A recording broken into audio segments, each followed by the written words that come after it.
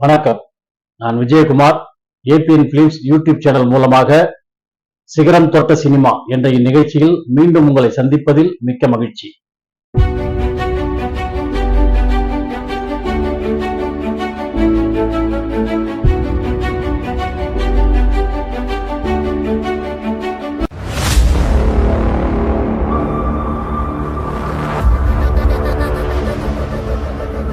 இன்றைய சிகரம் தொட்ட சினிமாவில நம்ம பார்க்க போகின்ற படம் என்னன்னு பாத்தீங்கன்னாக்கா காதலிக்க நேரம் இல்லை. இந்த படத்தோட டைட்டில சொன்ன உடனே தமிழ்நாட்டில் இருக்கிற ஒட்டுமொத்த பேருக்கும் இந்த படத்தை பத்தி நல்லா தெரியும். ஏன்னா அனைவருமே காலங்காலமாக ரசித்துக் கொண்டிருக்கும் படம் காதலிக்க நேரம் இல்லை. காலத்தால் அழியாத படம் காதலிக்க நேரம் இல்லை. இயக்குனர் ஸ்ரீதர் அவர்கள் சித்ராலயா கோபுவோடு இணைந்து எடுத்த படம் தான் இந்த காதலிக்க நேரம் இல்லை. ஸ்ரீதர் அவர்கள் சித்ராலயா அப்படின்னு ஒரு பட நிறுவனத்தை உருவாக்கினாரு.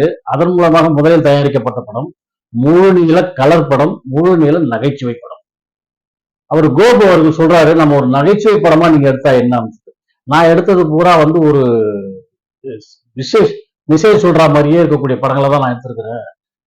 ரொம்ப சீரியஸான படங்கள் தான் நான் எடுத்திருக்கேன். இப்படி ஒரு நகைச்சுவையான படத்தை எடுத்தா மக்கள் ஏத்துக்குவாங்களா அப்படிங்கிற ஒரு சந்தேகம் ஸ்ரீதருக்கு இருந்தது. அந்த சந்தேகத்தை கோபு அவர்கள் நிவர்த்தி செய்து இருவரும் சேர்ந்து ஒரு கதையை உருவாக்கினார்கள். அதை சித்ராலயா என்ற பட நிறுவனத்தின் மூலமாக தயாரித்தார் ஸ்ரீதர் அவர்கள். அந்த படம் தான் காதலிக்க நேரம் இல்லை. இந்த படத்துல பெரிய பெரிய நட்சத்திரங்கள் நடிக்க வைக்கிறத விட சினிமா துறையில் அறிமுகமான சில நட்சத்திரங்களோடு புதுமுகங்களையும் நடிக்க வைக்கலாம் என்று முடிவெடுத்தார் ஸ்ரீதர் அவர்கள். அதனால்தான் முத்துராமன், டி.எஸ். பாலையா, அடுத்து ராஜஸ்ரீ போன்ற நடிகர்கள், நாகேஷ், சச்சு போன்ற நடிகர்கள் முன்கூட்டிய சினிமா துறையில் இருந்தவர்கள். இந்த படத்தில் புதுமையாக அறிமுகப்பட்டிருந்தவர்கள் ரவிச்சந்திரன் அவர்களையும் காஞ்சனா அவர்களையும் அறிமுகப்படுத்தினார் ஸ்ரீதர் அவர்கள். இருந்தாங்க, அவங்களதான் ஸ்ரீதர் இந்த படத்துல அறிமுகப்படுத்தி விட்டார். காதலிக்க நேரம் இல்லை அப்படிங்கிற படத்துல யாரை மையமாக கதை உருவாக்கப்பட்டது என்றால் ஒரு எஸ்டேட் முதலாளி, அவரை வச்சுதான் அந்த கதை. அந்த எஸ்டேட் முதலாளியா வந்திருக்கிறவர் டி.எஸ். பாலையா அவர்கள். அந்த படத்துல அவருக்கு பேர் விஸ்வநாதன். அவருக்கு 2 பொண்ணுங்க, ஒரு பையன். 2 பொண்ணுங்களும் சென்னையில படிக்கிறாங்க. பையன் ஊட்டியில எஸ்டேட்லயே இருந்துகிட்டு படம் டைரக்ஷன் பண்ண போறேன், அப்பா நீங்க தான் அதுக்கு செலவு பண்ணணும் அப்படின்னு சொல்லிட்டு ஊட்டியினுடைய எல்லா இடங்களையும் சுற்றி அலைஞ்சிட்டு இருக்கிறவர். இதுக்கு ஊட்டியில இவரோட கம்பெனில, யாரு விஸ்வநாதனுடைய கம்பெனில அசோக் அப்படிங்கிற ஒரு இளைஞன் வேலை செய்யறான். அந்த இளைஞன் இவங்க சென்னையில படிச்சுட்டு வந்த இந்த 2 பொண்ணுங்களையும் ஊட்டியில பார்த்துட்டு கிண்டல் பண்ணி இது பண்றான்.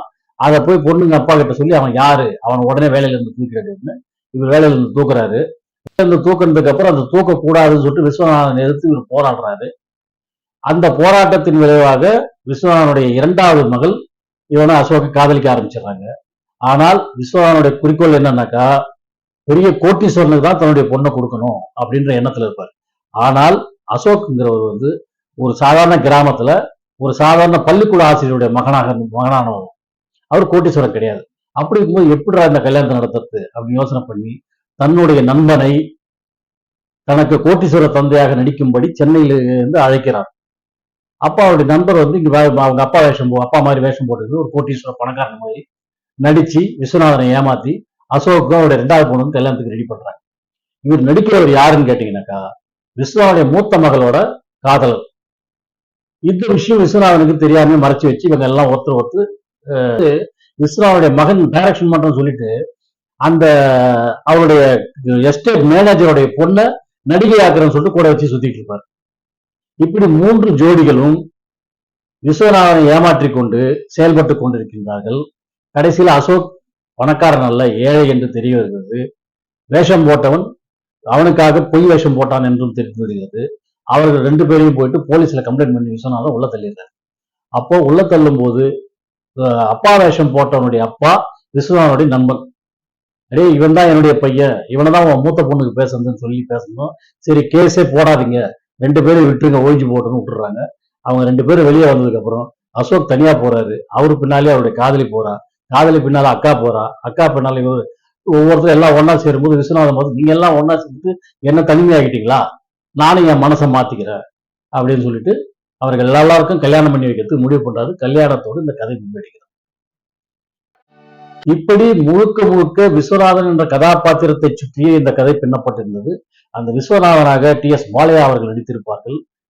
ஒரு கம்பீரமான எஸ்டேட் முதலாளியாகவும் பெரும் செல்வந்தராகவும் அதே நேரத்தில் நகைச்சுவை மிக்க பாடி லாங்குவேஜிலும் படத்தை பின்னி படலெடுத்திருப்பார். டி.எஸ். பாலையா நடித்த அந்த கதாபாத்திரத்தை போல் இன்று வரை யாராலும் நடிக்க முடியாது, இனியும் நடிப்பார்களா என்பது. இதேபோல் அந்த படத்துக்கு அடுத்த பலமாக இருந்தது நாகேஷ் சச்சி ஜோடி. நாகேஷோட நகைச்சுவை காட்சிகள் அடுத்து மிக சிறப்பாக அமைந்திருந்தது. அதுல அவர் ஒரு வசனம் பேசுவாரு, அது இன்றளவும் எல்லோரும் சொல்லி சிரிக்கும் அளவிற்கான ஒரு வசனம். என்னன்னாக்கா, அவர் டைரக்டரா வருவாரு, டைரக்டர் ஆக போறேன்னு துடிச்சிட்டு இருப்பாரு. அப்போ ஒரு கேள்வி கேட்பாங்க, ஏன்பா நீ பாட்டு டைரக்டர் ஆகணும்னு சொல்றீங்க, என்ன படத்தை எடுக்க போற? இன்னும் அதெல்லாம் சொல்லாதீங்க, நான் எடுக்கிறது தான் படம், அதை இந்த மக்கள் பார்த்தாகணும், இது அவங்க தலையெழுத்து அப்படின்னு ஒரு வசனம் சொல்லுவாரு. அந்த வசனத்தை இன்னைக்கு ஃபெயிலியர் ஆகிற எல்லா படங்களுக்கும் எல்லாரும் சொல்லிட்டு இருக்கிறாங்க.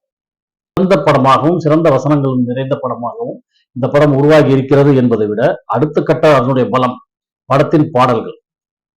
எம்.எஸ். விஸ்வநாதனும் கண்ணதாசனும் இருந்து பாடல்களை மிக சிறப்பாக கொடுத்திருப்பார்கள். ஒவ்வொரு பாடல்களுமே ஒவ்வொரு விதமாக சிறப்பாக அமைந்திருக்கும். சென்னையில் மெரினா பீச்சில் முதல் காதல் பாடல் ஒன்று எடுக்கப்பட்ட படமும் இதுதான். காஞ்சனாவும் முத்துராமனும் பாடுவது போன்ற ஒரு பாடல். கேமராவை அதுக்கு அவர்கள் நடந்து கொண்டே பாடுவார்கள், ஆடிக்கொண்டே அதை சுற்றி கொண்டே வரும் ஒரு புதிய கோணத்திலே அந்த பாடல். அடுத்து விஸ்வநாதன் வேலைக்கு வேண்டும் அப்படின்னு ஒரு பாடல் விஸ்வநாதன் எடுத்து பாடுற மாதிரி, காதலிக்க நேரம் இல்லை காதலிப்பார் யாரும் இல்லை என்று ஒரு வயசான தோற்றத்தில் இருக்கும் முத்துராமன் பாடுவது. இப்படி அந்த படத்தில் வரும் அனைத்து பாடல்களுமே மிக சிறப்பாக இருக்கும். பெண்களை கிண்டல் செய்து பாடுவது போல உங்கள் பொன்னான கைகள் பொன்னாகலாமா என்ற ஒரு பாடல். இப்படி அந்த படத்தில் வரும் அனைத்து பாடல்களுமே மிக சிறப்பாக அமைந்ததாலும் வசனங்களாலும் நகைச்சுவைகளாலும் படம் பெரும் பலத்தை பெற்று 1964 வெளியாகி மிக பெரும் வெற்றி படமாக அமைந்ததுதான் இந்த காதலிக்க நேரமில்லை என்று சொல்லி விடைபெறுகிறேன். நன்றி, வணக்கம்.